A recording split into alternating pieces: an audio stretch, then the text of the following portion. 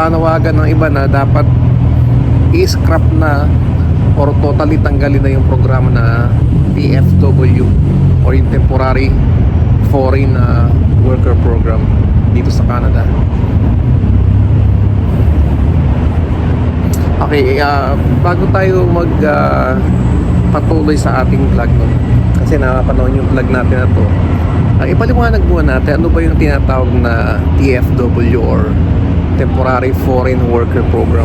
Sinabi kasing TFW, Temporary Foreign Worker Program, it is a Canadian government initiative, allows employer to hire or magkuha ng mga trabahador na galing sa ibayong dagat. Example, Pilipinas, India, China, and so on. Allow sila na mag-hire ng foreign worker, foreign national, to fill the gap, the short-term labor, yung kakulangan sa mga trabahador and skill shortages when no Canadians or PR or permanent resident available. Ito rin yung mga trabaho na kailangan dito pero hindi available yung mga permanent residents or Canadians, so nagkakaroon ng kakulangan or shortage sa skills sa manpower. So ang mangyayari, kukuha sila outside sa Canada. Yun ang tinatawag na temporary foreign worker. Pwede sa Pilipinas, pwede sa India, pwede sa China, kahit saan. Yung mga employers, typically they need LAMIA or yung tinatawag na Labor Market Impact Assessment para maipakita or to demonstrate the need of TFW or yung tinatawag na temporary foreign workers. So ano ba yung mga sektor na nangangailangan ng mga TFW? Usually mga permanent resident dito, mga PR, mga young Canadians, hindi kinukuha yung mga ganong trabaho. So ang mangyayari, talagang kailangan ng mga trabahador dito pero hindi naman available yung mga Canadian, hindi naman available yung mga permanent resident. So anong gagawin nila? So ang gagawin, mag-hire ngayon sila ng mga temporary foreign workers. So ano yung mga sektor na talaga nangangailangan ng mga temporary foreign workers na talagang may shortage? Okay, number one, yung sa agriculture. Kasi normally mga young Canadians hindi naman nagkatrabaho sa mga niyan, sa mga farm. Hindi naman magkasaka yung mga inaaya nila. I don't know, gusto nila yung mga trabaho dito na mga professional ang dating, tapos may professional growth and so on. Yun ang nakikita ko base sa aking assessment. Yan. Okay, number 2, yung caregiver position. Yan, madalang na mga lokal, mga citizen na kumukuha ng mga ganyang trabaho din sa Canada. Kahit mga young Canadians, yung mga dito pinanganak, even yung nursing position, parang very challenging sa kanila. So, kung napansin nyo, marami rito mga nurses, Filipino, mga Mexican, sa ibayong dagat. Pero yung mga young Canadians dito, hindi naman yun ang mga ganong trabaho ang gusto nila. So, nangyayari, nag-hire sila ng mga temporary foreign workers, mga caregiver, mga PSW. So alam naman natin yung trabaho ng caregiver, hindi siya ganun kabigat, pero kailangan dyan buwang loob mo, hindi masela ng sikmura mo, hindi ka maselan. Kasi alam na natin ng pag caregiver ka dito, paliguan mo yung kliyente mo, papalitan mo siya ng diaper and so on and so forth. So hindi siya ganun kasimple. Number 2, yung tinatawag na yung sa caregiver position, hindi siya madaling trabaho. Kaya yung mga young Canadians dito talagang ayaw nila sa ganun trabaho. Di ba may mga parents nga sila na pag matatanda na, anong gagawin na mag-hire sila ng mga caregiver kasi sila ay mga professional, may mga trabaho, ayaw rin nila na maabala. So ang gagawin na, mag-hire sila ng mga caregiver nila. So yun yung second category ng temporary foreign worker. Okay, number 3, agricultural worker. And usually galing sa Mexico and other Caribbean countries. Yan, mga seasonal workers lang yan. Number 4. Ito yung isa rin na aim or purpose bakit may TFW. Kasi Canada needs global talent, yung tinatawag ng global talent stream. Yan. So yung Canada, because of this stream, nag-a-attract sila ng ng mga global talent. Ano yung mga example nun? Marami.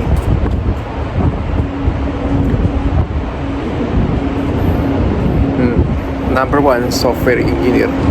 Diba? Sa ating mga Pinoy, marami din yan. Number 2, data scientist.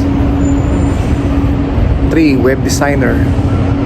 4, civil engineer. Number 5, visual effect director. So, ang ginagawa ng Canada, ina-attract nila yung mga global talent na pumunta rito. Tapos, o-opera nila na maging TFW. Tapos, pagka nakapasa sa mga requirements, pwede rin sila maging permanent resident. Kaya sila nagpupunta rito. Give and take relationship lang yan, di ba? So, in-attract, pinapunta kita rito kasi meron kang kakaibang skills na kailangan ng Canada. So, in return, may i-offer din yung Canada sa'yo na posible na maging permanent resident ka kung papasa ka sa mga requirements ng TFW. Bakit ba kailangan ng TFW? Kasi sabi na iba, yung mga kayang gawin daw kasi nagiging problema kasi ngayon.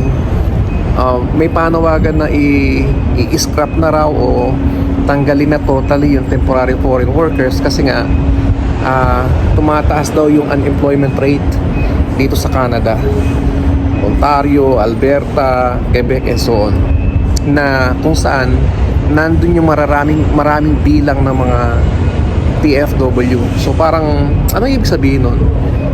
So maraming hindi na ha-hire ng trabaho dito sa Canada kasi ang sabi sa balita, nakuha na raw ng mga temporary foreign workers na outside sa Canada tapos dito nagtatrabaho.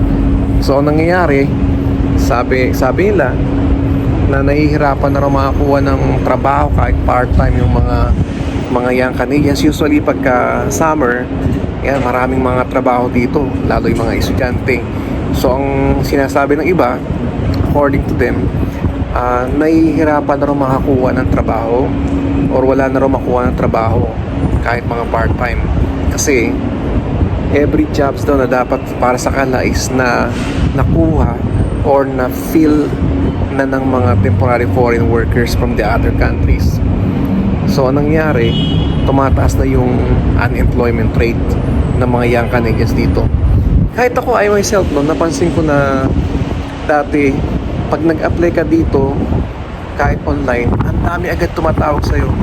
Yan, nag-apply ka sa 4 na company at the same position, talagang tatawag sa'yo. Pero ngayon, nag-apply ka na ang daming sa maraming kumpanya, pero 1 week, 2 weeks, parang hindi pa talaga tumatawag.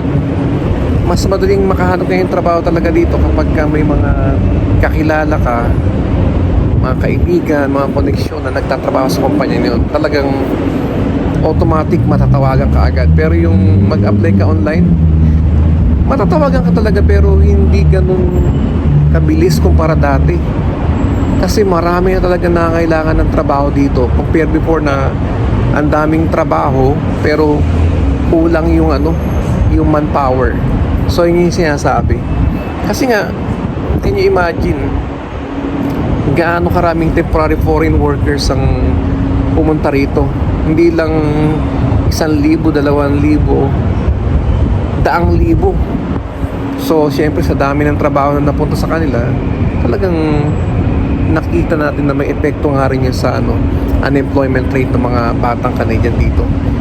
So yun ang talagang balita ng mga nakaraang araw na sabi is i-scrap na yung programa na yon.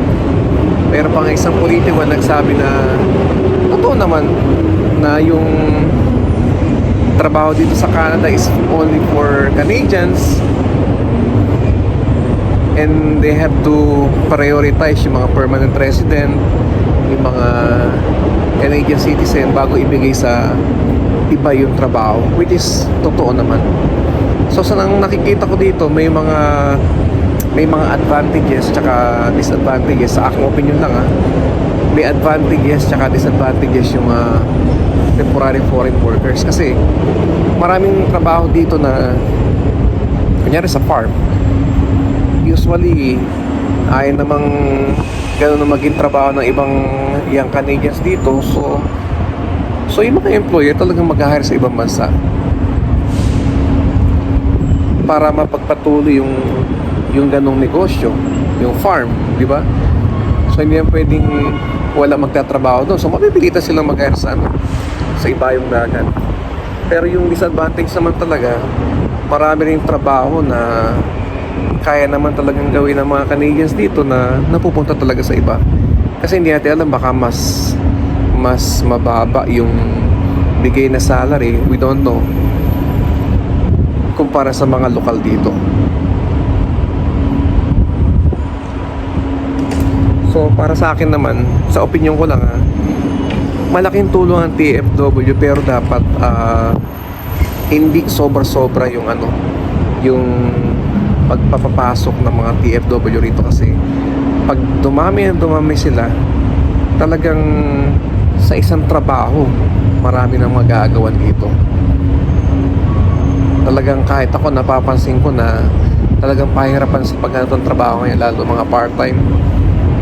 Tsaka ang nangyayari, syempre sa sobrang dami ng trabahador tapos isa lang ang trabaho, ang mangyayari kung sino may pinakamababang offer na sahod, yun ang kukuhain ng employer, kasi syempre win-win situation sa kanila, makakatipid sila. Yan. So yun lang yung vlog natin ngayon. Kung ikaw tatanong yung kabayan, pabor ka ba na i-scrap or itigil ng tuluyan yung programa ng temporary foreign worker dito sa Canada, or kailangan lang na evaluate o pag-aralan munang maigi ano nga ba yung mga dapat gawin para mas kumanda yung programa na TFW or temporary foreign worker program. Yun lang. Have a great day.